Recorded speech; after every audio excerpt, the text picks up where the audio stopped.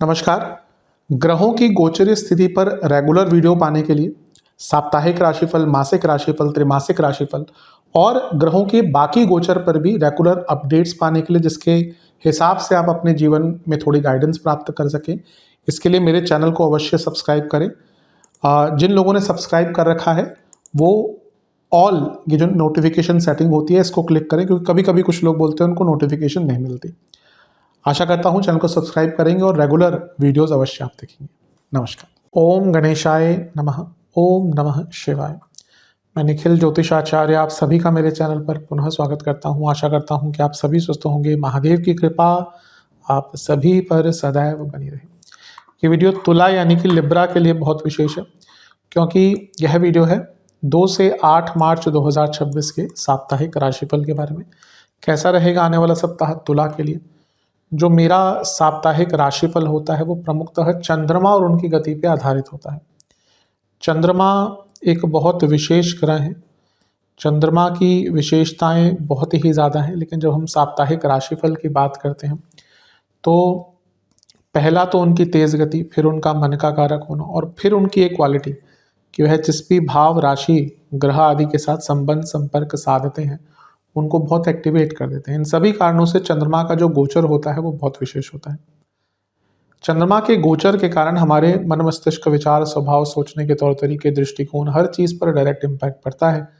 और इसको समझने के लिए कि जो साप्ताहिक राशिफल है ये बहुत अनिवार्य होता है। इस अंधकारमय जीवन में ज्योतिष एक मात्र विद्या है जो हमें थोड़ा सहारा देती है, गाइड करती है। भले ही ये राशिफल बहुत सामान्य आधार पर दिए जाएं, लेकिन एक जनरल गाइडेंस के लिए बहुत उपयोगी होते हैं। यदि आपकी लग्न राशि या चंद्र राशि तुला है, दोनों ही गाइडेंस के लिए इस राशिफल को देख सकते हैं। जहाँ से सूट और रिलेट ज़्यादा करता है वहाँ से देखिए। व्यक्तिगत तौर पे मेरा मानना है लग्न से देखेंगे तो अच्छा, इनकेस नहीं पता है तो चंद्र राशि से भी इसको देख सकते हैं। शुरू करते हैं। चंद्रमा आपके 11वें भाव में आ जाएंगे, यानी कि सिंह में। ये होगा 2 मार्च को सुबह 8 बजे और 4 मार्च दिन के 2 बजे तक चंद्रमा यहीं पर रहेंगे। चंद्रमा का लाभ स्थान में आना एक प्रकार से काफ़ी अच्छा माना जाता है। हाँ, यहाँ पे केतु भी हैं और यहाँ पे बहुत कुछ है। केमद्रुम योग है, केतु को, राहु केतु को नहीं उसमें कंसीडर करते। अच्छा, चंद्रमंगल योग है जो बहुत अच्छा है, क्योंकि चंद्रमा कर्म भाव के तो मंगल 10वें घर के स्वामी हैं, सॉरी मंगल धन स्थान के स्वामी, और ये लाभ स्थान में चंद्रमंगल योग का एक मिलन हो रहा है। तो ये पैसा, अगर कोई अटका हुआ था पैसा, उसके लिए बहुत अच्छा टाइम है। लेकिन जैसा मैंने कहा ग्रहण दोष है केतु के कारण, और 3 तारीख को चंद्र ग्रहण भी लग रहा है जो खगोलीय घटना है। वक्री बुध की दृष्टि बहुत मानसिक रूप से प्रभावित नेगेटिवली करती है, और सूर्य का प्रभाव है तो ये पूर्णिमा योग भी बन गया। तो चंद्रमा पर इतने ग्रहों का इम्पैक्ट अच्छा नहीं होता, ऊपर से ग्रहण। अब इसमें ध्यान क्या रखना है? इच्छाओं पर नियंत्रण, लालच पर नियंत्रण, कोई फालतू के खर्चे नहीं करने और फालतू के इन्वेस्टमेंट्स नहीं करने, किसी को फालतू की कमिटमेंट्स नहीं करनी। थोड़ा संयम बना के रखिएगा और किसी के इन्फ्लुएंस मत आइएगा। रुका हुआ पैसा आ सकता है, कुछ काम जो आपके अटक रहे थे उसके कुछ सॉल्यूशंस भी मिल सकते हैं, लेकिन जो मैंने नेगेटिव चीज़ें बोली हैं उन पर ज़्यादा ध्यान देना है। मंगल का प्रभाव है जो आपके मारक हैं, और यहाँ पे ग्रहण भी लग रहा है, तो यहाँ पे थोड़ी इंजरीज आदि के योग भी बनते हैं। तो हफ्ते का शुरुआती भाग थोड़ा सा कष्टकारी है। इस समय आपके लग्नेश भी 6ठे घर में है, तो ये इंजरीज की प्रबलता को बढ़ाता है। नवांश कुंडली, कुछ नई शुरुआत अगर करनी है तो उसका रास्ता मिल सकता है। मैं ये नहीं कहूँगा अभी आप उसको इम्प्लीमेंट कर दीजिए, लेकिन कुछ नया रास्ता खुल सकता है। दशांश कुंडली, कार्य क्षेत्र में अपने काम से काम रखिएगा और ग्रेसफुल होकर काम कीजिएगा। बिजनेस में आइडियाज पर काम कीजिए, इम्प्लीमेंटेशन पे नहीं। लव लाइफ, एक दूसरे को समझने का प्रयत्न कीजिए और एक दूसरे के जीवन में इन्वॉल्वमेंट बढ़ाइए जो नहीं हो रहा। वैवाहिक जीवन सेम ही पैटर्न में कहूँगा, यहाँ पे भी थोड़ा इन्वॉल्वमेंट अपने लाइफ पार्टनर के जीवन में बढ़ाइए। स्टूडेंट्स, आप बहुत अच्छा कर सकते हैं, लेकिन आप ब्लाइंडली फॉलो कर रहे हैं किसी को। अपना रास्ता खुद चुनिए।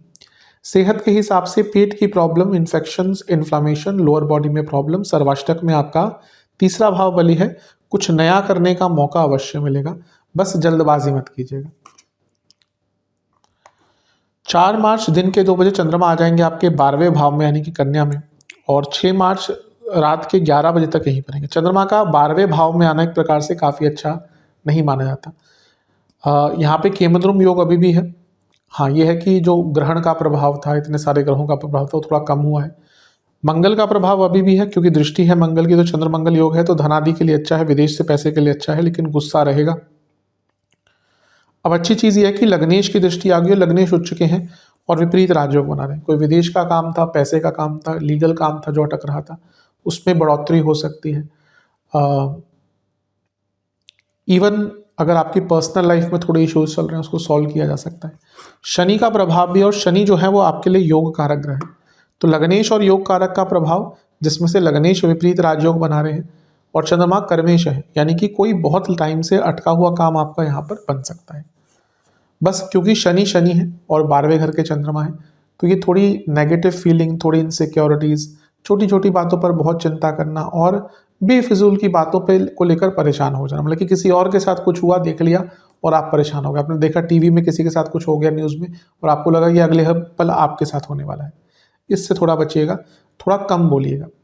नवांश कुंडली बता रही है कि सब ठीक है, बस मानसिक चीज़ों पर ध्यान दीजिए। दशांश कुंडली कार्य क्षेत्र में प्लानिंग के साथ काम कीजिएगा क्योंकि बहुत फोकस की कमी दिख रही है। बिजनेस में ना मैं कहूँगा इस टाइम पे चीज़ों को सिंप्लीफाई रखिएगा या सिंप्लीफाई कर लीजिए। आपने बहुत कॉम्प्लेक्स, बहुत गुच्छड़ मुच्छड़ जैसे बोलते हैं ना हिंदी में, कि वो कर लिया है, तो अपने चीज़ों को थोड़ा सा सिंप्लीफाई कीजिए।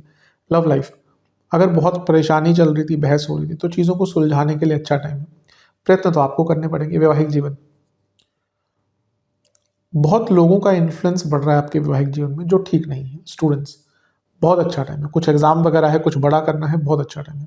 सेहत के दृष्टिकोण से पैरों की प्रॉब्लम, स्लीप डिसऑर्डर और नसों की प्रॉब्लम, हार्मोनल प्रॉब्लम। सर्वाष्टक में आपका धनस्थान बली है, विदेश से संबंधित काम करते हैं या कोई पैसा अटका हुआ था, दोनों में ही अच्छा है। 6 मार्च रात के 11 बजे चंद्रमा आ जाएंगे आपके लग्न भाव में और सप्ताह के अंत तक यहीं पड़ेंगे। 10वें घर के स्वामी हैं और लग्न में है, बहुत उच्च कोटि का राजयोग। केमद्रुम योग पूरे हफ्ते रहेगा, लेकिन जैसे जैसे हफ्ता आगे बढ़ा चंद्रमा की स्थिति थोड़ी अच्छी है और हफ्ते के अंतिम भाग में तो सबसे अच्छी है क्योंकि लग्न में है, अच्छे भाव के स्वामी हैं, बहुत ज़्यादा कोई नेगेटिव इन्फ्लुएंस नहीं है। देखे तो गुरु की दृष्टि है जो आपके लिए तो उपचय भावों के स्वामी, और ये जो गुरु है ये मार्गी अवस्था की तरफ जा रहे हैं। 6 मार्च की हम बात कर रहे हैं, 11 मार्च को मार्गी हो रहे हैं, तो ये भी बहुत श्रेष्ठ है। कुछ काम बनना शुरू हो जाएंगे जो काम अटक रहे थे। राहु का प्रभाव भी है चंद्रमा पर। अब अच्छी चीज़ ये है कि दोनों पंचम नवम में बैठे हैं, तो ये लक्ष्मी स्थान है, धन के लिए अच्छा है, आइडियाज़ के लिए अच्छा है। लेकिन राहु गुरु का प्रभाव चंद्रमा पर बहुत भयंकर ओवर थिंकिंग, और लग्न के चंद्रमा, तो प्रैक्टिकल रहिए, ऑन हैंड्स रहिए या हैंड्स ऑन रहिए, सॉरी, ज़्यादा सोचिए मत। अगर कुछ लग रहा है कि करना है उसको कीजिए, क्योंकि हफ्ते का अंतिम भाग थोड़ा सकारात्मक है, इसको सोचकर ज़ाया मत कीजिए। लेकिन कह सकते हैं कि अच्छा टाइम है, ओवर थिंकिंग से कंट्रोल कीजिएगा। नवांश कुंडली, अच्छा समय है, बहुत काम आपके ना हफ्ते के अंत में बनना शुरू हो जाएंगे। दशांश कुंडली, कार्य क्षेत्र में थोड़ा कम बोलिएगा, बिजनेस आगे बढ़ने का मौका मिलेगा, बढ़िया मौका मिलेगा। लव लाइफ, नया रिलेशनशिप भी स्टार्ट हो सकता है, जो रिलेशनशिप में उनको आगे बढ़ने का मौका मिल सकता है। अगर शादी वादी की बात करनी है, टाइम अच्छा है।